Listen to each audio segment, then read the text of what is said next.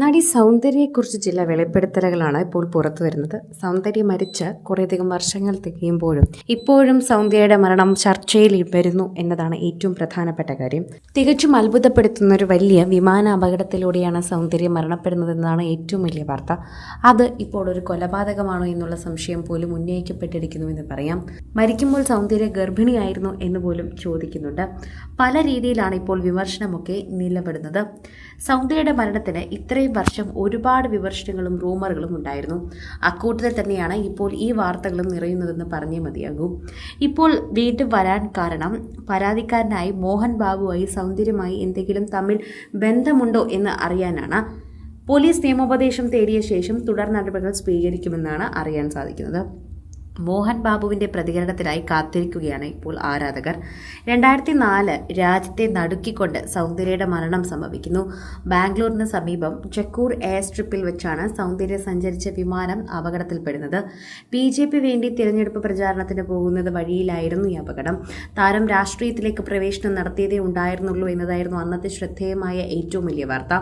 അതുകൊണ്ട് തന്നെ ഈ മരണം എല്ലാവരെയും ഞെട്ടിക്കുകയും ഒരേ സമയം ചിന്തിപ്പിക്കുകയും ചെയ്തിരുന്നു എന്ന് തന്നെ പറയണം.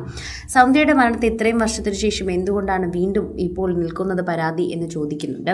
സൗന്ദര്യയ്ക്കൊപ്പം സഹോദരൻ അമർനാഥ് ഷെട്ടിയും പൈലറ്റ് ജോയ് ഫിലിപ്പും BJP നേതാവ് രമേശ് കാദമും വിമാനത്തിലുണ്ടായിരുന്നു.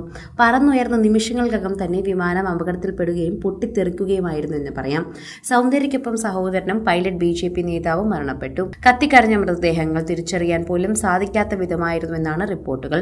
മരിക്കുമ്പോൾ സൗന്ദര്യ ഗർഭിണിയായിരുന്നുവെന്നാണ് റിപ്പോർട്ടുകൾ പറയുന്നത്. താരം തന്റെ 30കളിലേക്ക് കടന്നിട്ടേ ഉണ്ടായിരുന്നുള്ളൂ. കരിയറിന്റെ പീക്കിൽ നിൽക്കവെയാണ് അപകടം ഉണ്ടാകുന്നത്. തെലുങ്ക് സിനിമയിലും കന്നഡയിലും തമിഴിലും മലയാളത്തിലും എല്ലാം തന്നെ അഭിനയിച്ച് തെന്നിന്ത്യ ആകെ നിറഞ്ഞു നിൽക്കുകയായിരുന്നു സൗന്ദര്യ. തെന്നിന്ത്യയിൽ മാത്രമല്ല ബോളിവുഡിലും സൗന്ദര്യ സാന്നിധ്യം അറിയിച്ചിരുന്നു. 3 തവണ നടി പുരസ്കാരങ്ങൾ നേടിയിട്ടുണ്ട്. 2 തവണ കർണാടക സംസ്ഥാന ചലച്ചിത്ര പുരസ്കാരവും നേടിയിട്ടുണ്ട്.